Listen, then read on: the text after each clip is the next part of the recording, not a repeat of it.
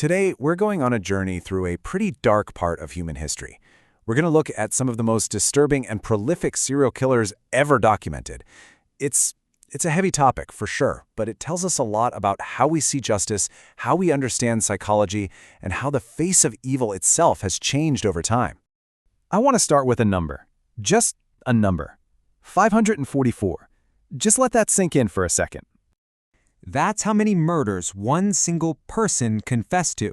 This number, it sets the stage for our first stop, in a time where the story feels more like some grim fairy tale than actual history.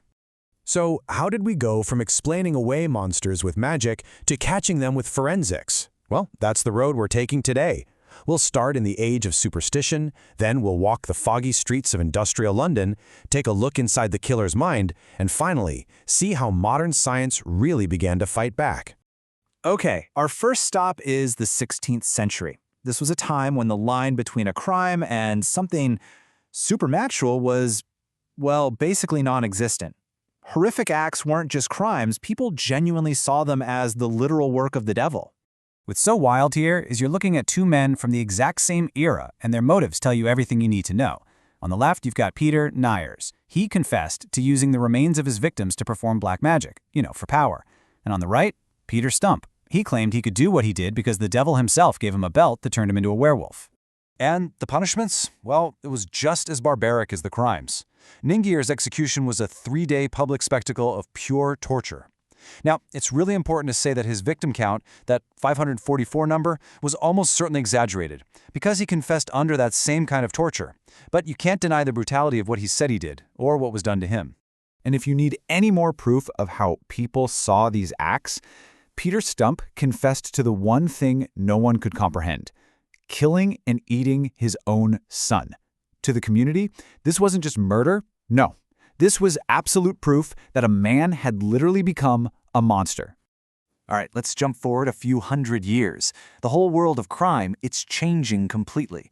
You've got these massive, sprawling cities like London, and with them comes a totally new kind of fear: the killer who could attack and then just disappear into the crowd. And of course, no case captures this new terror better than Jack the Ripper. The question of who he was has haunted us for over a century. He really became the blueprint for the modern, faceless serial killer. A lot of murders were blamed on him, but these 5 women are what's known as the canonical 5, the victims that experts are almost certain were killed by the same person. It's so important to remember their names, because they ground the whole myth in a very, very tragic reality. What really cemented the Ripper's legend were the letters supposedly sent to the press. Most of them were probably fakes, but one, the From Hell letter, actually showed up with a piece of the human kidney. The writer claimed he'd fried and eaten the other half. And just like that, a layer of cannibalistic horror was added to the public's fear, sealing his terrifying legacy forever. So, as we move into the 20th century, something really big changes. We stop talking about demonic pacts and start asking a new and honestly a more terrifying question. What is wrong with the killer's mind? This is where criminal psychology really begins. And the case of Albert Fish is a horrifying look into a truly broken psyche. You can see his whole life laid out here, this slow, decades-long spiral. It started in childhood, where he learned to connect pain with pleasure. Then he became obsessed with mutilation. And finally, he started killing, all because, he claimed, voices from God were telling him to. And again, I'm just going to give you a number, 29. Yeah. After he was arrested, an X-ray found 29 needles lodged deep in his body. He put them there himself. It's the shocking physical proof of his extreme masochism and just how deeply disturbed he had been for years. He wanted to feel pain just as much as he wanted to inflict it. Fish's trial was a huge moment for psychiatry in the courtroom. His defense argued that he had this totally warped religious reason for his crimes. He believed he was reenacting Bible stories and thought that if he was really doing something wrong, God would just send an angel to stop him. And here's the crazy part. The jury actually found him insane, but then ruled he should be executed anyway. All right, now we're getting into the late 20th century.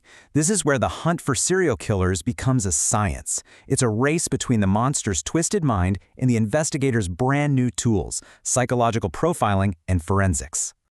And this table just perfectly lays out the 2 pillars of modern investigation: On one side, you have Andrei Chikatilo in the Soviet Union. He was caught mostly because of a groundbreaking psychological profile. And on the other, Luis Garavito in Colombia, who was caught because of one key piece of forensic evidence. This is what's so incredible. Before they even knew Chikatilo's name, a psychiatrist named Alexander Bukanovsky created this unbelievably detailed profile. It described the killer's background and motives so perfectly that when they finally caught Chikatilo, it was Bukanovsky who got him to confess to everything. For Garavito, it wasn't about getting inside his head. It was about one tiny, stupid mistake. He left a pair of glasses at a crime scene. From that one piece of evidence, police could figure out his approximate age, his eyesight, even his height. It was the one thread that unraveled his entire reign of terror. So for the 1933 murders he was convicted of, you know what sentence Luis Garavito got? 1,853 years in prison.